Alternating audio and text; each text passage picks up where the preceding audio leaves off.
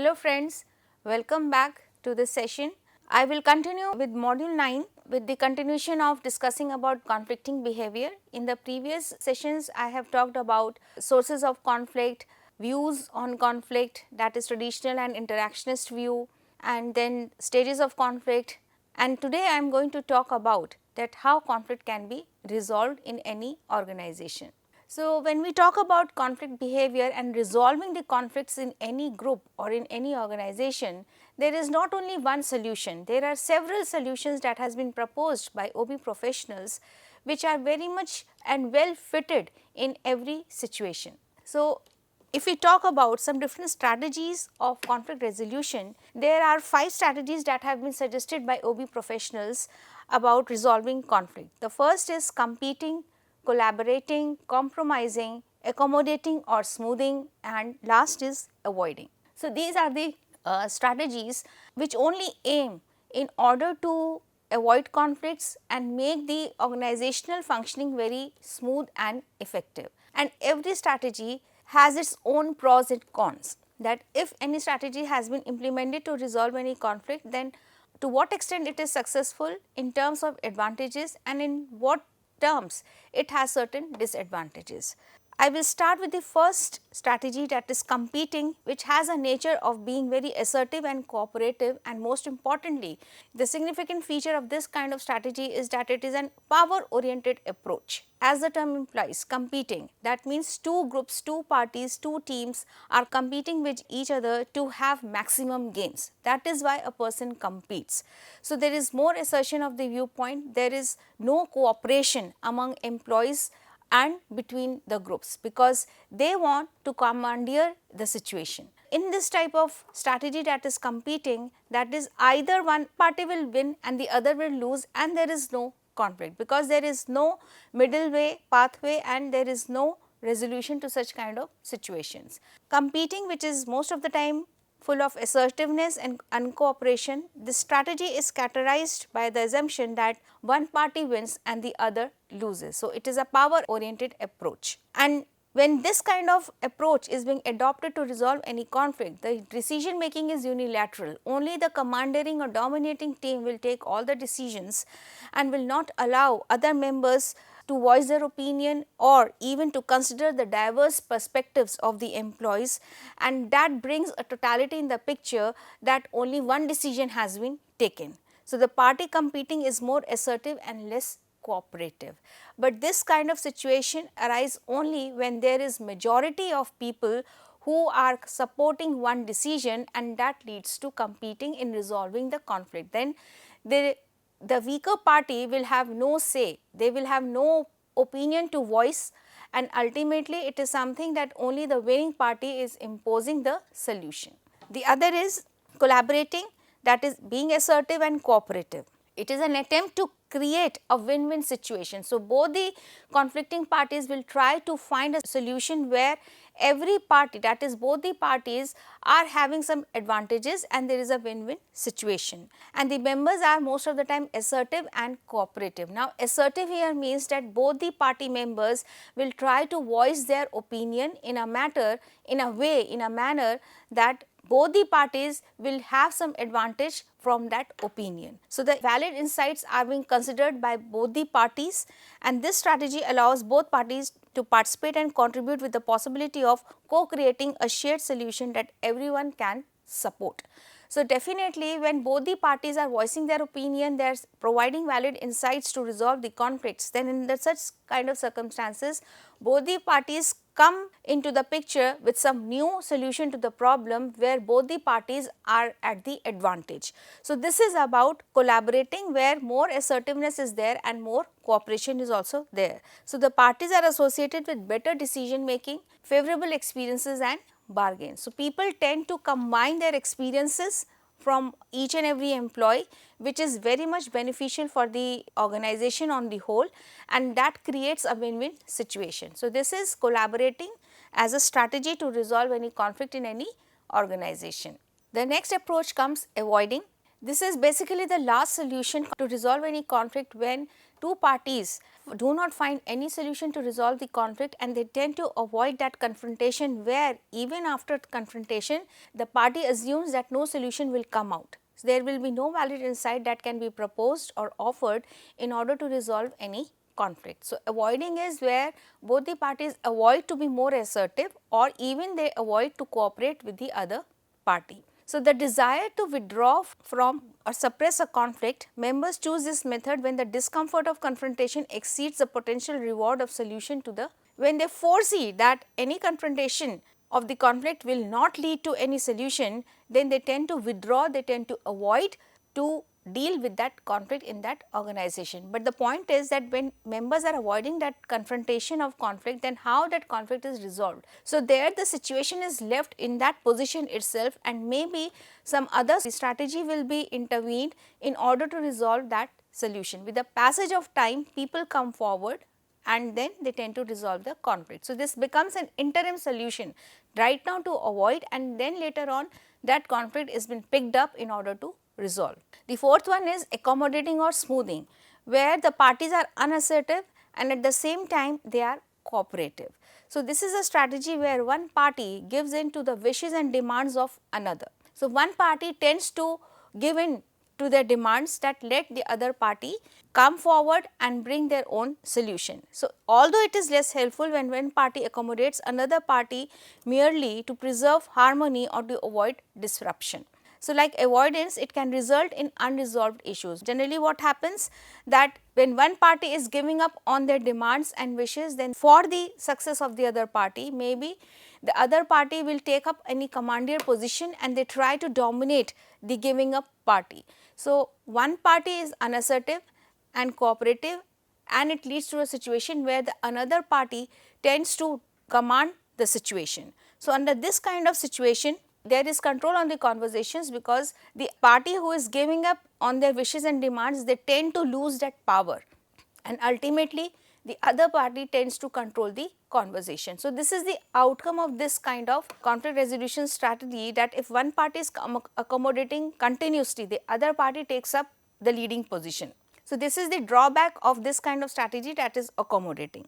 And the last is compromising, which is a mid-range assertive and cooperative, where both the parties decides to give up on their wishes and demands and follow a midway, that is a mid-range. So, party A will give up on their some demands and wishes, and party B will also give up on their demands and wishes. So, this is a situation when each party is willing to give up something, and this perception of the best outcome when working by compromise is that which splits the difference. So, obviously, when two parties are giving up on their demands and wishes, then automatically the conflict level also goes down, because then one party is giving up on certain resources and the other party is giving up on certain resources, then the conflict also fades away, because those issues are already resolved by giving up on those issues.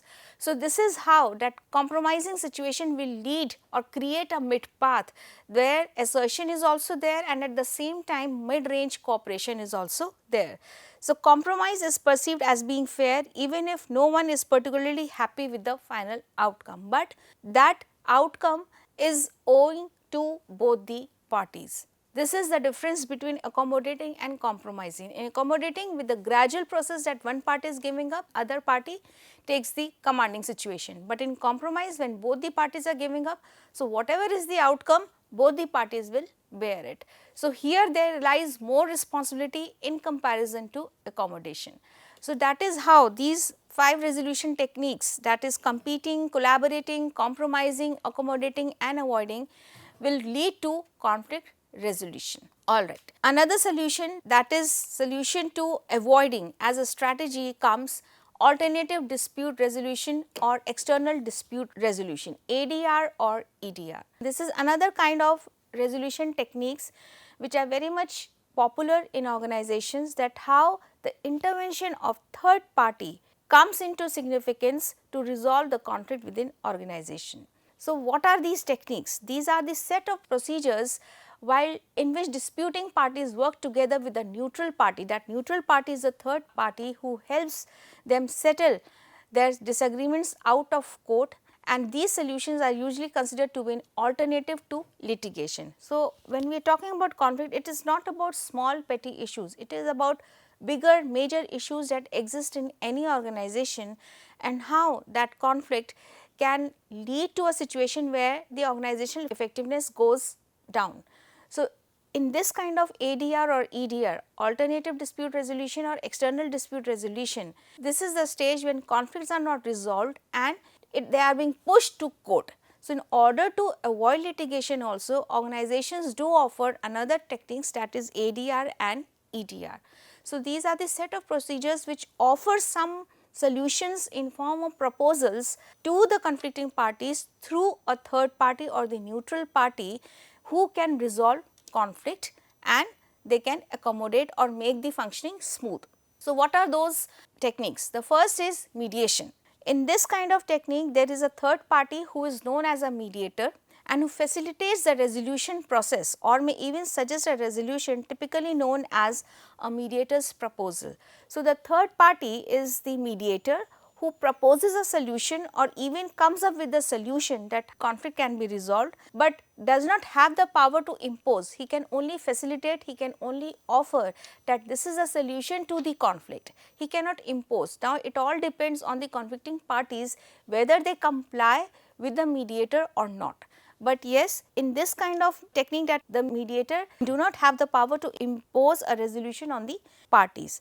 But yes, the mediator interacts or meet with each member and attempts to find common ground that will set the stage for finding a solution. So, at least in this kind of technique, at least the third party can at least take a step where the conflicting parties can come on a common ground and common platform in order to interact further and find a solution. Because sometimes the conflict between two parties makes the groups, competing groups or the conflicting groups very rigid, that they even avoid interacting with each other. So, at least in this kind of technique, the mediator will open the doors for further interaction and then proposing any solution. So, this is mediation. The other is arbitration. Arbitration is again a third party intervention where the third party is known as the arbitrator and has the power to impose at least or at least recommend the terms of agreement between two or more conflicting parties. So, here it differs from mediation, that in arbitration the third party has the power to recommend and sometimes to impose a solution in order to resolve the conflict. So, arbitrations often occur because parties to contracts agree that any future dispute concerning the agreement will be resolved by arbitration. Now, this arbitration is a process to an extent that the conflicting parties also agree that if in future any conflict will occur, then the proposal or the recommendation of the arbitrator will be very much or highly considered in order to resolve the conflict. So, it is something which is very much official and formal in nature, that how the third party gets the power to impose or recommend any conflict resolution strategy. Therefore, through arbitration there is compliance, there is support, there is control and mutuality among group members. So, there is lot of support of the third party, that members tend to work together, the competing parties or the conflicting parties tend to work together with the support that if any other conflict occurs in future, then the arbitrator is there who will intervene in order to resolve the conflict. This is another technique, that is arbitration, mediation and arbitration. The third is negotiation or bargaining. It is a process in which two or more parties in dispute exchange offers in an attempt to find a mutually acceptable agreement. It is not accommodating, it is not avoiding, it is basically about that how two parties while interacting even in the state of dispute, they tend to find, they have a desire, are eager to find a solution in order to resolve the conflict based on agreement and both the parties are benefit from that solution. So, there are two general approaches to negotiation. They are distributive bargaining and integrative bargaining. Distributive bargaining is an approach to negotiation that seeks to divide up a fixed amount of resources, a win or lose situation. Now, in this kind of situation, whatever the resources are there, it is equally distributed among the disputed parties, and maybe in that distribution of the resources, one party can win because they have accrued more resources or accumulated more resources based on their past resources, and maybe one party will lose because they do not have their hands full and maybe they are at the losing situation.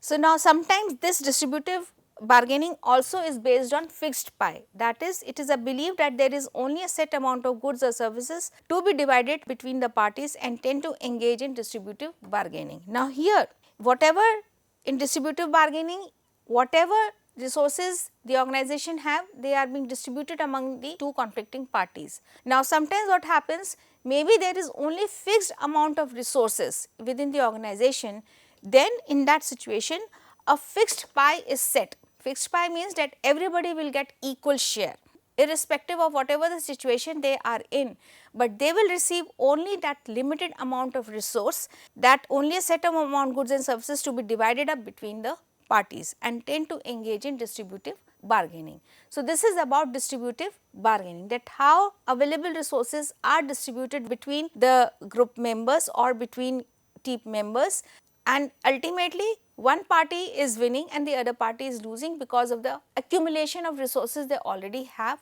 or the other solution is that fixed amount is decided for every party and they have to manage or survive with those resources. And the other is integrative bargaining, also called interest based bargaining or win-win bargaining.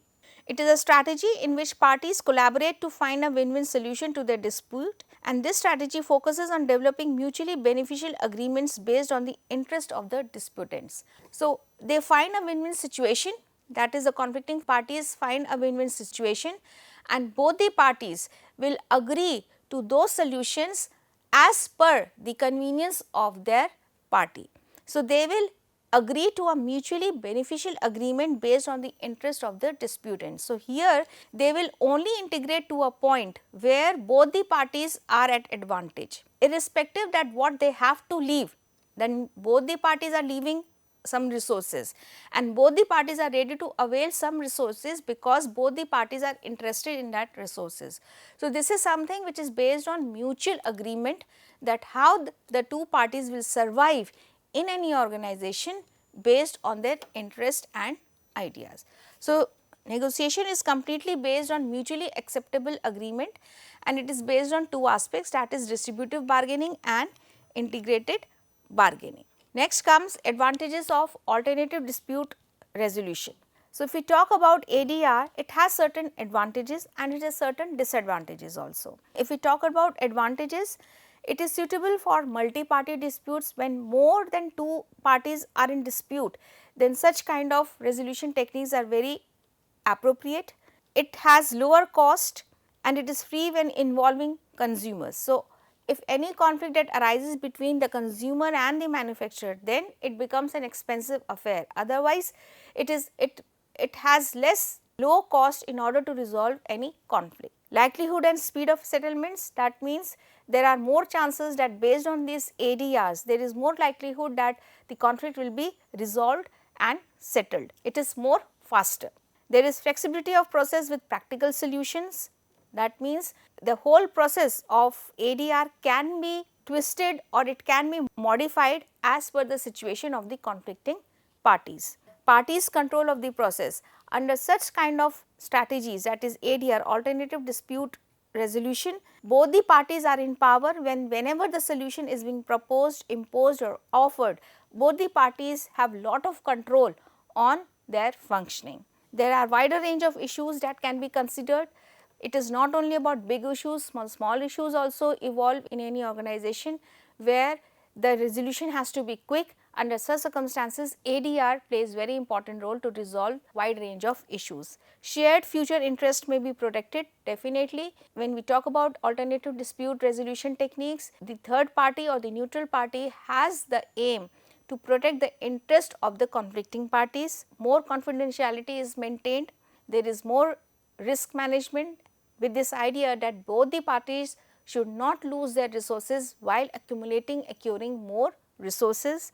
Generally, there is no need for lawyers and can be less confrontational. So, that means the process is very small, short and direct because if we engage in litigation, it becomes a long process. So, therefore, lawyers and can be a less confrontational alternative to the court system. So, these are the advantages of alternative dispute resolution. The other is disadvantages of ADR. So, ADR is less suitable than litigation when there is a need for precedent. Now, whenever we are talking about alternative dispute resolution techniques, there has to be some precedent that this kind of process is already being followed in any organization and people understand the significance of ADR and tend to engage in those kind of process. If not, then ultimately the organization has to go through litigation. There is a need for court orders. Sometimes the conflict becomes so intense that even ADR are not very much effective. Under such circumstances, ADR only recommends to move through litigation. There is a need for interim orders. That means when litigation is being imposed, then every time the conflicting parties will work or function based on the orders they receive from the court of law. There is need for evidential rules definitely when conflict arises and ADR is not effective because more evidences are required to identify what is right and what is wrong, who is lying and what is the truth and what is the lie. Then under such circumstances evidences are required. In ADR maybe evidences are not very much required, but if it is required then it moves to the process of litigation. There is need for enforcement definitely. When conflicting parties do not mutually agree to any solution, then litigation is more beneficial in order to impose that solution and members do agree to those solutions. The power imbalance between parties. For example, if it is about compromise, then it leads to a situation where one party becomes commanding and the other party tends to lose because they are giving up on their demands and wishes. This leads to power imbalance. So, who will create that balance? Maybe when ADR fails, then court of law is there who will restore that balance between the two conflicting parties. The need for the analysis of complex evidence, that means when more evidences are required and more expertise is required, then litigation is more effective and ADR becomes less disadvantageous, and there is a need for expert advice. So, whenever conflicting parties fail to resolve and come to the solution, then ultimately expertise is required where the court of law or the litigation tends to play a very important role in resolving the conflict between two parties. So, these are the advantages of ADR and disadvantages of ADR. So, we are through with this discussion. Thank you so much. We will meet in the next session.